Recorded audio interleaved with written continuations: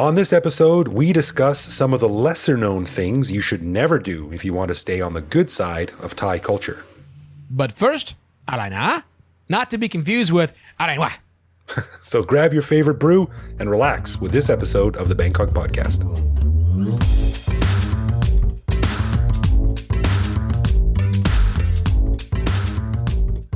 Sawadee krap and welcome to the Bangkok Podcast. My name is Greg Jorgensen, a Canadian who has been thriving in Thailand since 2001. And I am Evo Terra, an American expat who's been in Bangkok since the beginning of 2016. Thanks for joining us and welcome to the Big Mango.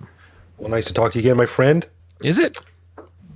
Sure, it always is. It's a pleasure. Well, good. Now I know. You don't sound too impressed. Let's say you two or something like that. I'm not really sure what the social contract has already broken. Damn. Well, as is customary, let's start this episode with a big thanks to our supporters on Patreon who help us keep the show going and free of those long, annoying ads. Now, as is the custom for supporters of the show shout-out level on Patreon, we have someone to say thank you to.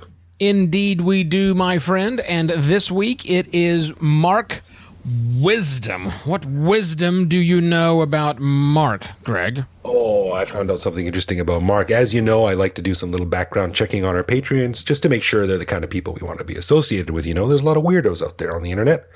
So Mark here, he's actually a trained physical therapist, and he works as a strength coach in Texas. Now, he also has experience with Thai massage, and because of his cross-discipline training, he was sought out by none other than Mr. Tony Jaa from the most badass martial arts movie ever, Ong Bak. Do you know this guy? Let's pretend that I do. It'll help us get through the bit better. Yes. Well, Tony Jaa is an incredible athlete. He's a badass martial artist, and he's been in some really, really cool movies. So Tony was having some problems with his muscles, so he flew Mark over here to Bangkok for a treatment. But you know what? Mark was so good and so strong that Tony Jaa, insane, badass martial artist, couldn't handle it. Couldn't take it. Wow. So he paid Mark, sent him back home, which I guess is kind of a bittersweet experience. Mark was just too good. Too good, but luckily that money that he got paid, he has used to give to us on Patreon, which is a fantastic thing. And if you would like to get, Mr. Mark Wisdom, he gets early access to the show, he gets bonus content, gets some really cool swag, and he gets Greg to make up this lovely story. By makeup, I mean makeup about him. And if you want the same thing, Greg will make up funny stories about you too. Just simply go to our website for the Patreon users, and that is patreon.com/Bangkok Podcast. That's right. Now, before we jump into the topic of Thai taboos, let's talk about sort of a small Thai taboo. And this is what happens when you copy Thais, because this happens to me all the time. And it happened again today at work. Can you do that? Is it just like a copy paste? Just I wish it was that easy. Replication of Thais? That's how I learned most of my Thai, most of my crappy Thai languages. I just copy what the Thais say. Chai, right. Generally, that's a good thing, but there are some things that I guess they like to keep pretty close to the chest, and one of them is the exclamation "alai wa," which depending on how you say it, can either mean, like if I said "alai wa," that would mean like "what the hell," but if I said "alai wa," it would be like "what the fuck." But apparently, like Thai say this all the time, but apparently foreigners shouldn't say it, because I said it again today. Something happened at work and I went "alai wa," and a few girls that were sitting close to me were like, what do you can't say that, you can't say that. I was like, well, Thai say it all the time, and they're like, yeah, but you can't say that. Interesting. So let that be a lesson. That's a major no-no. I wonder why, because alai means what, basically, right? That's what you say. Yeah. But why putting the wa on the end of it, and just simply the anger in the tone makes it that way? Yeah. Something to keep in mind. I guess I'm trying to think of a similar analogy in English. Like if some non-native speaker, called me a cock knocker or something like that, I would probably do a double take too, Right. But he called me a bitch in a nice way. So maybe it was an endearing term. I refer to my wife half the time. Well, not half the time, but on a rare occasion. I suppose it's just one of those there is a way to use it properly, and that gets softened. I guess you could say the same thing as like heck and dang and darn and things like that. They're obviously stand-ins for a different word. Maybe it's more about the tone and the inflection, and it doesn't really matter what the word itself is, and it's more of the attitude, and that's and something that's only reserved. I don't know. Maybe it just comes off kind of weird. Well, maybe it's because I'm a 6'2", 260-pound guy. If I was a 13-year-old girl with pigtails who looked like Wendy's from the fast food restaurant, maybe it wouldn't cause such a stir. I don't want to see you in that cosplay outfit, just so we're aware. You never know. I might look good in pigtails. I'm gonna assume that we do not. That's not a good thing. Don't cut that audio out and play it anywhere else, please. I might look good in pigtails. Well, let's take that and expand on that a bit. So tonight we're going to be talking about some of the things that you are not supposed to / allowed to do in Thailand. Now, these I guess I call taboos, Thai taboos. And there's a couple of well-known ones, but there are some that might not be so obvious. And I've been here long enough to have broken all of these rules, probably. And you have been here long enough to have broken some of them, I'm sure. Yeah. So, what is your take on this? Yeah, you're definitely right. There have been things I have done the wrong way and didn't realize it was the wrong way until a friend of mine pointed out that maybe you should not have done those things. But let's not be too terribly coy. We need to talk, I think, briefly, Greg, about the obvious ones, so people don't wonder if we're going to talk about them. So, right. How do we do this? I mean, obviously, we can say things like, okay, it's rude in Thailand, and don't ask us why, to touch somebody else on the head. I don't know why, but it is. I've read why. Apparently because the head is sort of considered the sacred part of the body where the soul or the spirit resides. And doing that it's not so much rude as it is a little bit too familiar. Oh, I guess that makes sense. Like I could do that. I do that to my wife. I could do that to my friends. Right. But doing it to a stranger, it would be like, being introduced to your boss's wife for the first time and giving her a big bear hug. It'd be like, okay, it's not illegal, but it's weird, right? And not appreciated. It's a little on the strange side. Sure, I get that one, right? So we also, when you come to Thailand, if you're already in Thailand, you know this already. But when you come to Thailand, we do weird things when the national anthem plays. Like if it's going to play at the beginning of every single movie theater you will ever visit in Thailand, and you stand up. Right. Not to mention at 8 a.m. and 6 p.m. every day in every public space. Yes. And on every radio station in the country. Right. And when that's happening, when you're on the platform at the BTS, you stop and stand still until it's over. Right. Although sometimes you can get away with that because we're foreigners and we can play the idiot card. Oh, I don't know what's going on. And you can keep walking and no one says anything. But, when in Thailand, do like the Thais. That's right. Yeah. We take our shoes off when we go inside of everybody's house and occasionally even businesses. Just deal with that. It's a known fact here. But the other big one, which is kind of a major no-no, and how do we say this without, being rude? Well, I don't know what you're talking about, so I'm not sure. Oh, you mean the ultimate no-no? The ultimate no-no. Yeah. Let's just say that the royal institution is untouchable and leave it at that. Yeah, you probably shouldn't even talk about it. That's right. Yeah, let's just say that's a sacred topic, and to do anything other than show respect would be unwise. Right. But now chances are you probably know about these topics, fair listener. You have heard us and other people talk about them ad nauseum. But what we wanted to do here is talk about some of the lesser known things. So on that note, Greg, of the sacredness of the institution of the monarchy, do you want to talk about money? Yeah, well, as in most countries, money has a picture of the king on it and the previous king. There's different printings and different versions of different bills. So they all have royal images on them. So it's considered improper, rude. I wouldn't go so far as to say illegal, but you just should take care with money. So if it drops on the ground, or if it comes to harm, that's probably not a good thing, and you should maybe go out of your way a little bit to make sure that doesn't happen. Interesting. I hadn't even thought about that, but after listening to you speak, I'm thinking about my day today and dealing with a handful of vendors, and it's all usually pretty well maintained. This wad of odd looking bills and coins. They're not wads, I guess is the way to say it. I've never seen a wadded up 20 baht note. I mean, I've seen folded, we fold and put them in our pockets, but they typically don't get all beat up and destroyed. I hadn't realized that until right now.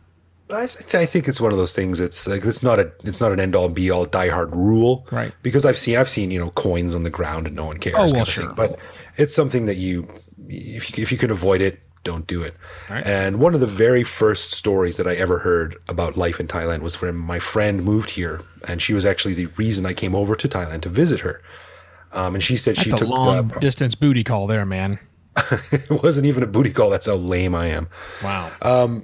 But she was mailing a package back to Canada, and she said she went to the post office and got a sheet of stamps and licked them all and stuck them on the package. And then she proceeded to smack them down with her fist. Yeah. And she was like, I wonder why people were kind of looking at me sideways. What's that woman doing? So no one said anything. No one stopped her, but it was just considered she's too dumb to realize what she's doing. Let's give her a pass. Oh, that's interesting. All right. Well, I buy stamps every month to send postcards back to people, and none of the stamps I have purchased in the last 2.5 or 2 years living here have had the anything other than pictures of islands and trees and things like that. And that's a good thing because you got nothing to worry about. You can hear me slamming that stamp on all the way in my condo from wherever the post office is. I am a smacker because I do not want that postage to fall off there. So I lick and I stamp with force. I say. All right, what else do we have? So another one, of course, and this might be well known, but I have a funny story that will describe just how sensitive it can be, and this is the bottom of your feet. Okay. Now, most people would know, most people familiar with Thailand or Buddhism would know that you're not supposed to point the bottom of your feet at someone, especially when you sit in front of a statue of the Buddha or visit a temple. You're supposed to sit with your legs crossed and your feet pointing backwards, or sit on your legs, kind of thing. So that's pretty standard, but you also should not point or touch your feet at any regular person. And again, most people, if you're familiar with them or friends with, wouldn't care. Mm-hmm. But you have to take care. And I have 2 stories about this. Okay. I don't want to drone on too long. Really quickly, I was in a bar one night, and I was watching a show. What type of show I shall not name. But a woman who worked at the bar was standing in front of me.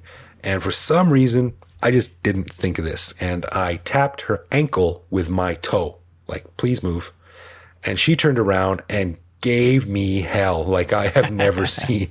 She just tore into me in Thai, and this was a long time ago, so I didn't really understand what she was saying, but man, I got an earful and a faceful. Wow. And she was really angry at me.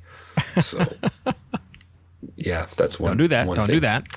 Second story is a bit more lighthearted. I was working on a film years ago, and I think the title of the film was called Huachai Hiro Ha or something, Huachai Ha Hiro or something like that. 5 hero children or something like that. And I was a bad guy, of course, and I got shot, of course. And they filmed a scene where I was laying on the ground, and I had fake blood all around me, which, by the way, smells delicious because it's made of sugar. Oh. And I couldn't move because, I was a dead body. I'm not supposed to move. Plus, I had all this sticky gunk all around me.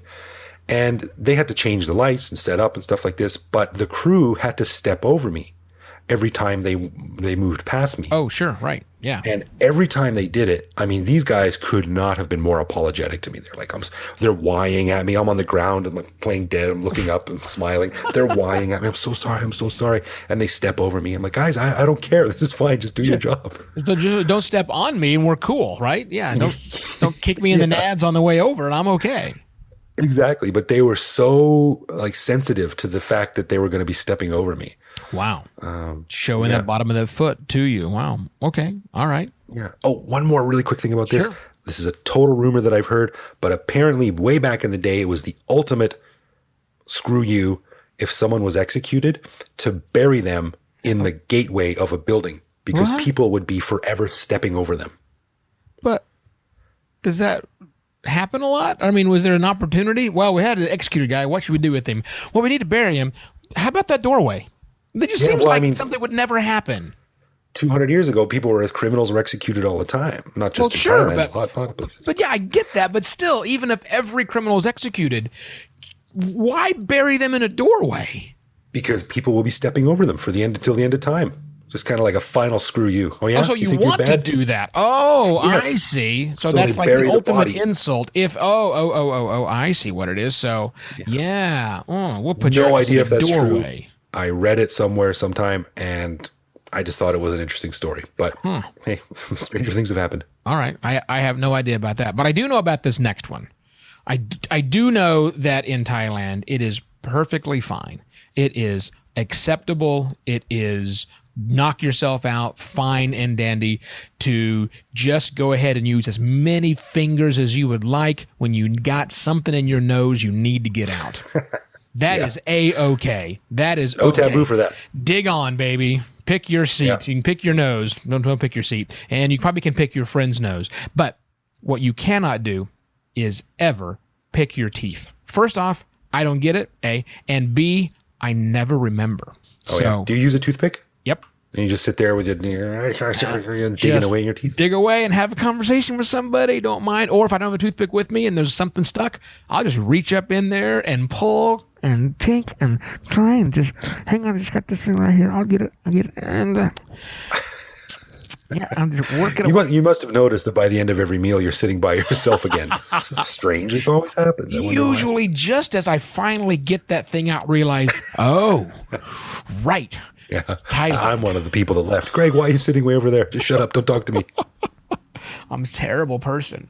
Well, one of the things that you'll notice when Thais use toothpicks is they cover their mouth with their left hand and use their right hand behind their mouth to dig in their shit like this. That's right. So yeah, you cover your mouth when you do that. That's just considered. I do it second nature now. And I remember I did it once in Canada. My friend was like, "Why are you doing that?" Yeah. Oh, right. Yeah. Right. Yeah. I'm assuming it will eventually become second nature to me. It's not right now. It's got, 47 years of, you need a toothpick? Go ahead and use your toothpick. Knock yourself out. My sister's a dental hygienist. So go ahead, dig around your teeth, keep that stuff clean. That's A-okay. Not in Thailand. I've got to get better at that. Well, just become more aware of the sideways glances and stink eyes you're getting. Soon you'll fall in line. And the good news is, though, I can pick my nose constantly now. Don't worry about it. It's fantastic. Sweet. Talk about luxury. Well, another thing you might notice is that when someone wants to call you over, like, hey, come here and look at this, they do it with their palm facing the ground and pull their hand in towards their body. Now, in America, this is sort of a, get away from me. Go away, go over there. Yeah. But here, it means the exact opposite. Come here, come here, come here. Yeah, that's another strange one. Now, luckily, I don't know if it's rude to have your palm up, arm outstretched, and curl your fingers back in as we would do in America. I'm not sure if that's a rude thing or not. I read somewhere that that's how you call to animals. But I haven't spent that much time on farms, so I wouldn't know. Right. Okay. But, it's so funny. I've been here so long that gesture with your palm up and using your fingers or a finger to say, someone come here. Oh, I don't even remember the last time I ever did that. Yeah. So yeah, I guess I cottoned on real quick to just keeping your palm pointed down and motioning with your fingers. I just whistle real loud. Oh, that's not annoying at all. I just throw, used toothpicks at people to get their attention. Right. Picking your teeth, whistling real loud in a restaurant for taxis to stop. Yeah, but it does take a little bit of time when you first see someone motioning to another person, or even to you, or it could be one of these quote unquote security guards that are helping cars come in and out of if their driveways lead right into a busy road. They'll usually have some security person there whose job is to stand with the flag and block 3 friggin' lanes of traffic because anyhow. But when they're motioning for you, it's okay for you to go. Yeah, they will put their arm out, palm down, and motion, do their curling in with their fingers, but you first you don't even know what the hell that signal means. It's just so off-putting, and then the next thing you think of is the way you mentioned it earlier, which is that's almost if you pushed your fingers outwards opposed to curling it back in, that would mean run along now.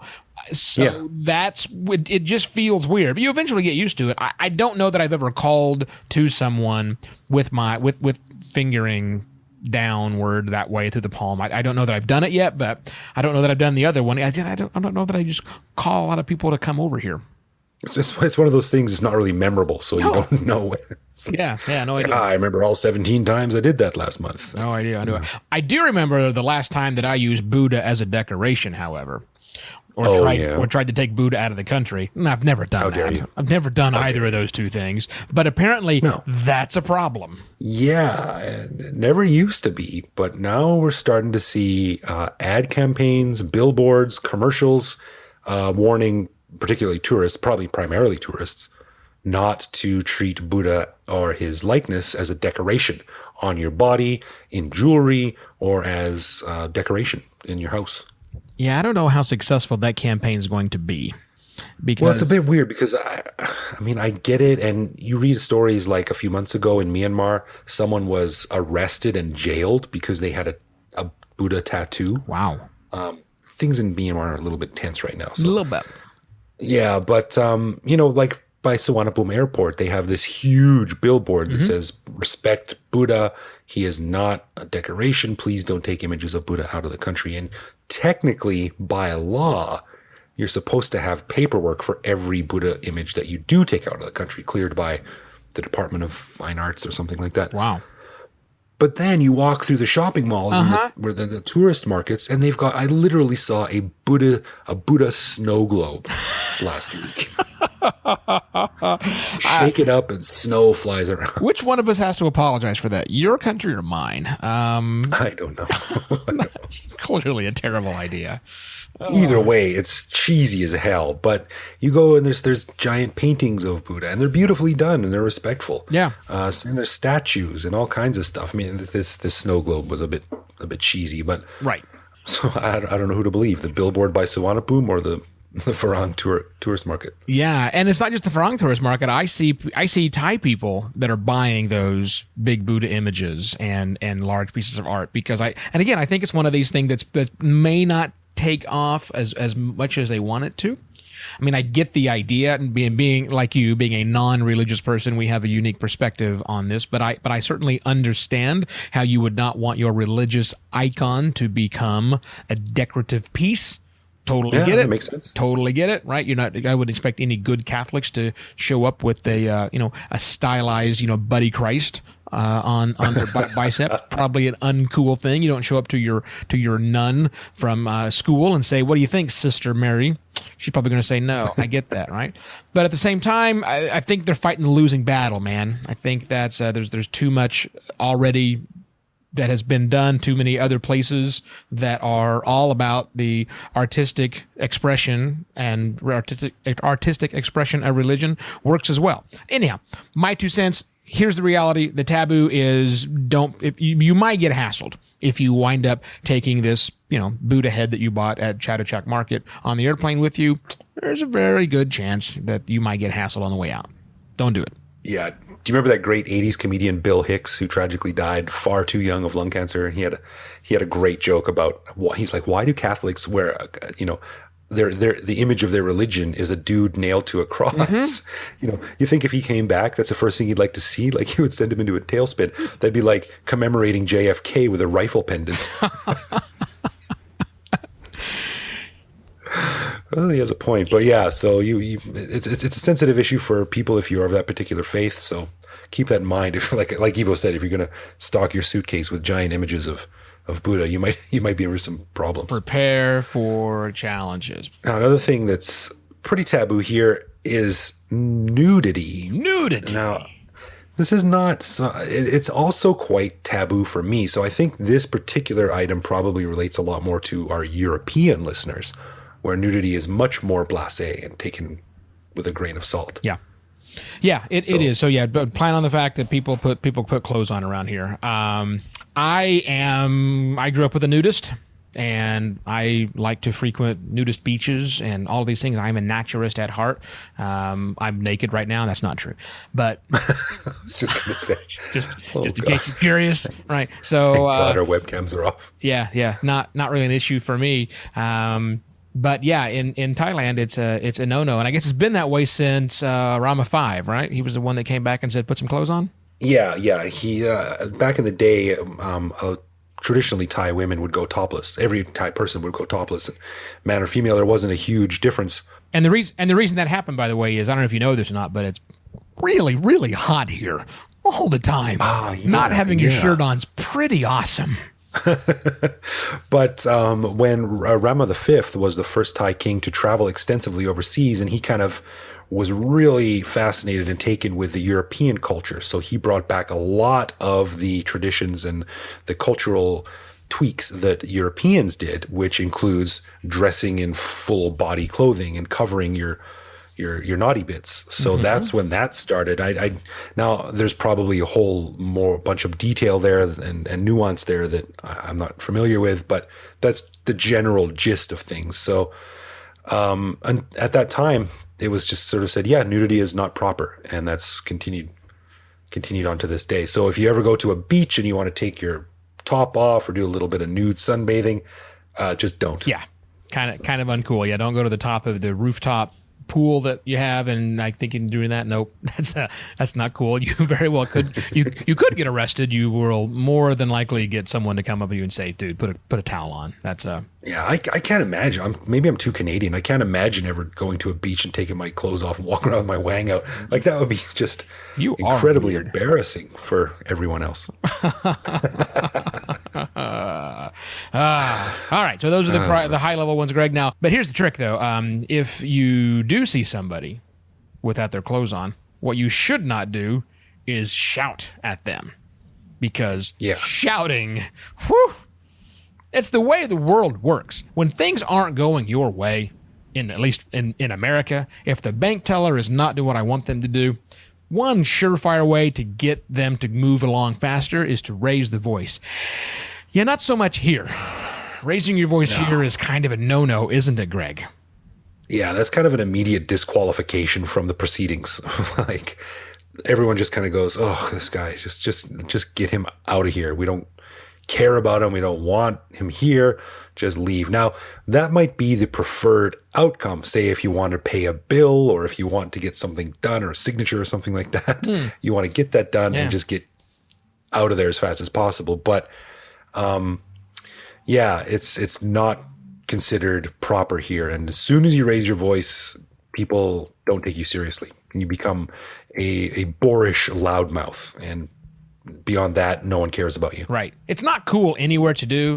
Here in Thailand, it's called the land of 1,000 smiles, or whatever the number is. Is it 1,000? Yeah. Is it a dozen? 4? I don't know what the number is. A baker's million. A lot of smiles here, but a lot of those smiles are tight-lipped, just bearing through the thing that they have to get through, because it is not a good thing to disrupt the peace and order, just to pick 2 words at random. And so shouting, getting angry, not a cool thing, especially if you are farang, because you're all that big boorish person they talked about. Yeah, but sometimes you can't help it. I turn into the angry farang, like the Hulk. Sometimes you can't help it. Sometimes you just get so frustrated with how things work here. Yeah. And you're like, look, all I want to do is this stupid thing. Blah, blah, blah, blah. And, you have to understand that, okay, I've played my hand and I've showed everyone that I'm an idiot. Yeah. That I'm a pompous ass. Yeah. Fair enough, but I want service or whatever. But once you raise your voice, you have to be okay with the fact that everyone is going to look at you as a pompous ass and expect an appropriate reaction. Yeah, chances are a video of you acting that way will wind up on Thai Visa later on that day. Probably. You'll be all over the pan-tip forums, which are people writing things about you can't read. Well, let's switch things around a little bit now and turn it around the other way. So let's talk about a few Western taboos that Thais don't know about or aren't familiar with, and that we have to get used to as expats here, because this is Thailand. It's not our country. It's not our culture, and we have to adjust. Yeah, which is another thing you should always keep in mind. So when a Thai person breaks one of our taboos, it's shocking at first, sometimes alarming, but you need to know how to roll with it. And the first time I smashed up against this was when I started my first job. I was a teacher, and I showed up to this all girls high school, like, oh, this is going to be a fantastic adventure. I'm going to take these girls and teach them the wonders of the world, and they're going to emerge as fine, educated girls. Blah, blah, blah, blah, blah. They started talking, oh, this is Greg. This is your new teacher. Yeah, Greg, he's as good. He's fat and bald. What? You sons of what? And that's just how they call it here. In Canada, someone would say, Greg, he's like a bigger guy, thinning hair. Yeah. Nope. No. Thailand, fat and bald. They calls it as they sees it. Yeah. Yeah, that is true. That is true. I've had something similar, not just happen to me, but somebody else that I know. In my life, the other day, I was having a conversation with somebody else about this other person that I know, and we were discussing this other person that I know, their dietary regimen, and the Thai person I was speaking with, they said, typically when they speak very good English, right? So I'm going to not do too much. Paraphrasing here, but they say, I had always heard, or typically, when someone who has that particular dietary regimen is, when I learn of someone with that dietary regimen, they're usually very skinny. This person we're speaking of is not. It's like, wow. Wow. And it wasn't like it was like we're having a snide conversation behind somebody's back and whatever else. It's just, oh, yeah. Then basically that's what they said. They're supposed to be skinny, but that person's fat. Weird. Yeah, it took me a long time to get used to, because I'm like, what? That's outrageous. You can't say that to someone. Oh my God. But you can here. Another time at the same school, these girls were making fun of another girl. And this girl that was being made fun of had a very dark complexion, which is often not desirable in Southeast Asian countries. And she was a bit of a larger girl. And I said, somehow got involved, and I said, what's we're And the girls were like, oh, we're just calling her a fat black pig. And I'm like, what? No, you can't say that. And the girl that they were making fun of, she goes, oh, it's okay, I'm fat black pig. And I was like, this is so wrong. But they don't see it as wrong. They just see it as having a little bit of sparring. Wow. I guess. Wow. What else? Yeah, and they also ask about your weight. They ask how much money you make, how old you are. Just flat out, huh? Yeah, something, not a lot. I rarely get those, but I have had them before. And those are things that are considered quite sensitive for Westerners. But over here, hey, how much did that make? How much did that cost? How much do you weigh? I get that all the time when I get on the back of a motorcycle taxi. Jesus, how much do you weigh? Wow. I've had the money thing happen. That's not infrequent at all. When they say, so how much money do you make? It's like, wait a minute. You just asked for my order, and now you're curious about my income status. Just want to know how to price the meal. Right, that's what I'm wondering. Yeah, I know that we have the whole farang pricing thing, but let's not go quite that far. What about asking about age? Have you had that? Yeah, I get it quite a lot, and that's not we have kind of a weird thing for foreigners too. Like, you can ask a guy, but it's kind of impolite to ask a woman. Right. Is that still a thing? I don't know. That always seemed kind of arbitrary to me, but yeah, that's one of those things that always kind of rolled off of me either, because I've never really cared too much. But I think part of it could be on, and this may be the same thing for weight, I don't know, but I think a lot of it is for age, is because we're different. We're just not the norm. We're the outsiders in the farang. The way we age is different than the way that the phenotypes that are most prominent here in Thailand age. Because I have the same questions. I'll look at somebody who is Thai and have no earthly idea. This person could be in their late 20s or their early 60s. I'm not really sure. Yeah. I'm really, really, really not sure. I'm kind of at a loss. Another thing to keep in mind also is that because Thai society is structured around seniority and age, that's true. They could be trying to get a bead on how old you are. Like, where does this person fit in, and how high my Y has to go, or how much I have to respect them? Because, if you're an older person, then you are sort of automatically slotted into a higher level of society than the younger people, and you are given the appropriate level of respect. So maybe that's just their way of saying, should I ignore you, or should I be nice to you? Right. I kind of dig that, actually. I kind of like that. I think that we should adopt that in the West. Like, how old are you? You're younger than me? All right, go away. Yeah. Piss on you. Right. Yeah. So I think I'm going to answer that question from now on. Asking me how old I'm just simply going to say, Or just say 70.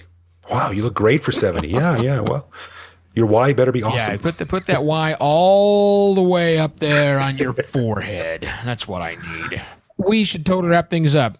That's the taboos. There, we wrapped it, right? Was that one way to do it? That is it. That's it. Yeah, those are the ones we wanted to cover. So when you're coming here to Thailand, you need to keep these things in mind, both things that you're not supposed to do and things that you just have to accept the Thais are going to do that we might find a little bit strange. But, that's the way the world works. One thing that is never strange is if everyone's favorite segment of the program, Love, Loathe, or Leave, where we look at one minor aspect of living in Bangkok and find out if it's something that the other person loves about living in Bangkok, loathes about living here in expat lifestyle, or if it's something we hate so much that it just might cause us to leave. This week, I believe, my friend, you have the honors. Yes, I do. Now, this has happened to me sometimes. Now, what happens if you are out having a walk, say, on a particularly warm day, and you would like a lovely little beverage?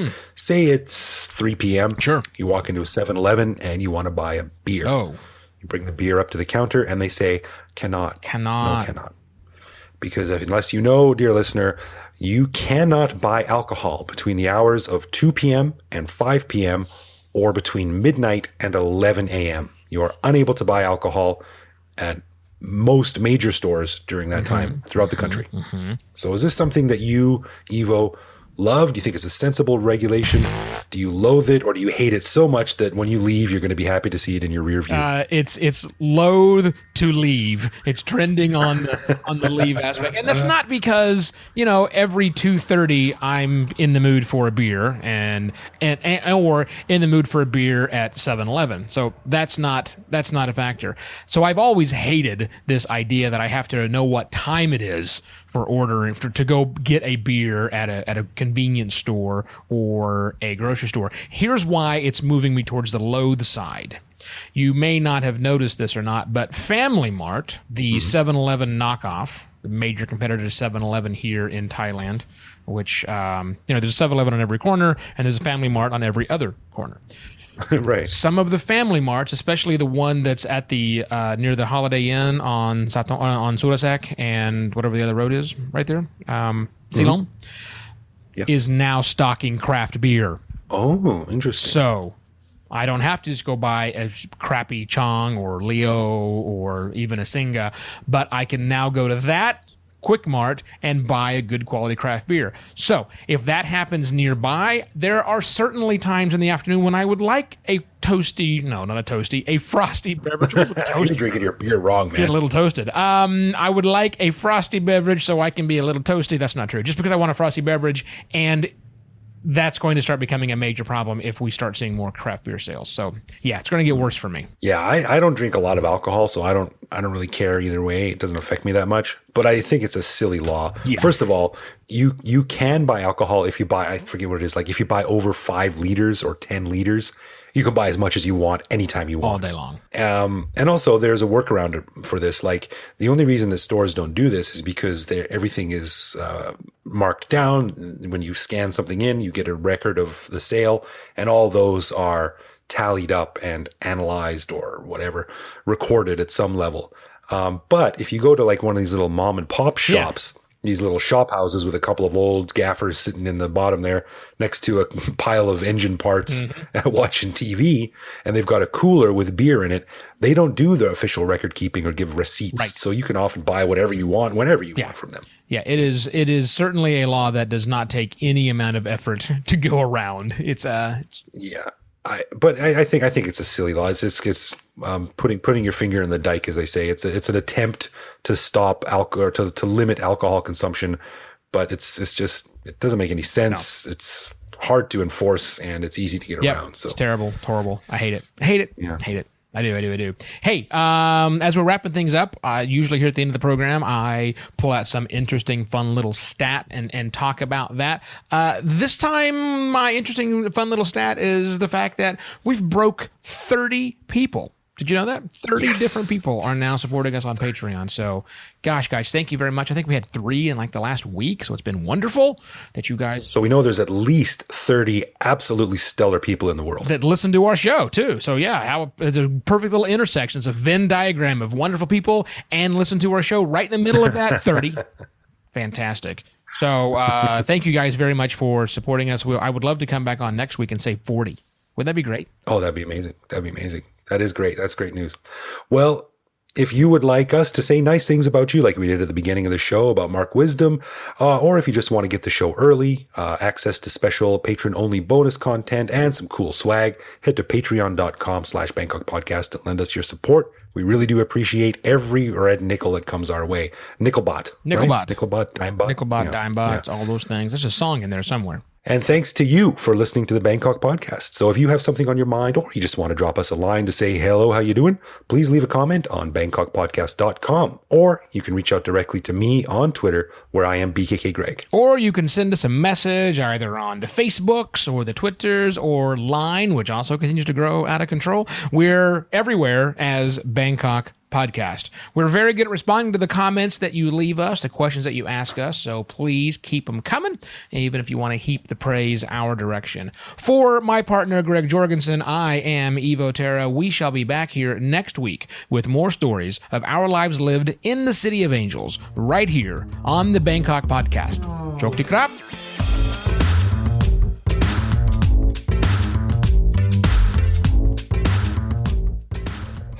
God damn, we got to get better at keeping these shorter. This is almost an hour long.